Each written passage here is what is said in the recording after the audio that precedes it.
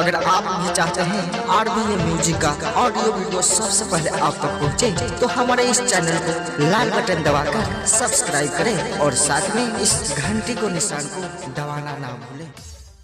DJ Amit Tiwari महीना से अपना राखी बांधबाइब, राखी बांधबाइब। सुन रे माई हम जीजा घर जाइब, महीना से अपना राखी बांधबाइब, राखी बांधबाइब। सुन रे माई हम जीजा घर जाइब, महीना से अपना राखी बांधबाइब।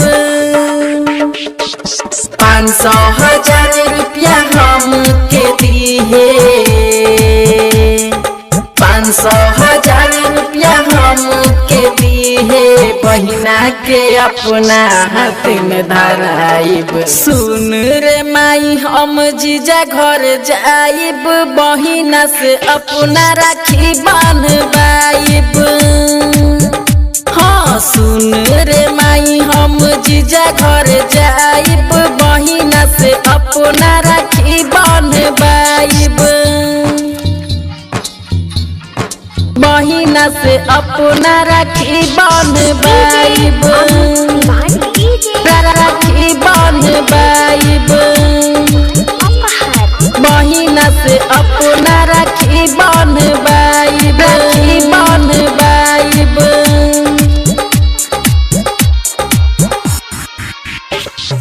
गौआ के भाई सब राखी बांधबई है, राखी बांधबई है। हाँ गौआ के भाई सब राखी बांधबई है, बहिना के हाथ के लड्डू पेड़ा खई है, लड्डू पेड़ा खई है। साल भर पर आवे ई दिनमा,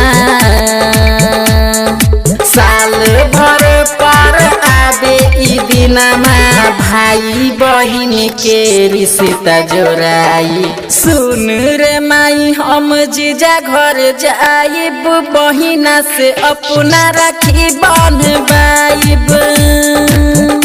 हाँ सुन रे माई हम जीजा घर जाइब, बहिना से अपना राखी बांधबाइब, बहिना से अपना राखी बांधबाइब, राखी बांधबाइब। अमित तिवारी बहिना से अपना राखी बांधबाइब, राखी बांधबाइब, बहिना से अपना राखी बांधबाइब। बहिना से लोग कहीं बेइज्जती ना करेले, बेइज्जती ना करेले। हाँ बहिना से लोग कहीं बेइज्जती ना करेले, राखी के दिन तोहर भाई ना आइले, भाई ना आइले। हाथ में थाली लेके सोचत होई बहिना, हाथ में थाली लेके सोचत होई बहिना, कौन दुश्मनी भाई होले ने भाई। सुन रे माई हम जीजा घर जाइब, बहिना से अपना राखी बांधबाइब।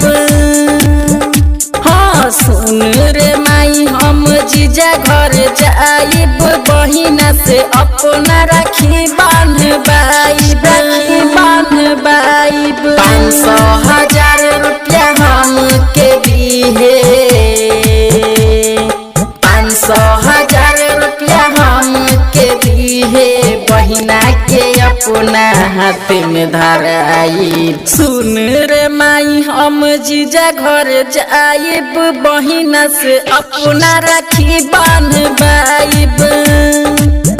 हाँ सुन रे माई हम जीजा घर जाइब, बहिना से अपना राखी बांधबाइब, बहिना से अपना राखी बांधबाइब। सुन रे माई हम जीजा घर जाइब, बहिना से अपना राखी बांधबाइब, बहिना से अपना राखी बांधबाइब। सर सनस बना दे बहिना घरे जाई, बहिना घरे जाई। सर सनेस बना दे बहिना घरे जाई। राखी के साथ माथे टीका लगाबाई। बिनय अनमोल रब से मांगी है दुआ।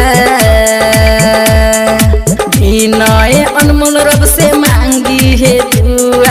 भाई बहिन के प्यारे बढ़ल जाई। सुन रे माई हम जीजा घर जाइब। बहिना से अपना राखी बंधवाइब। हाँ सुन रे माई हम जीजा घर जाइब। बहिना से अपना राखी बंधवाइब। स्टार डिजिटल रिकॉर्डिंग स्टूडियो बसंत बाजार।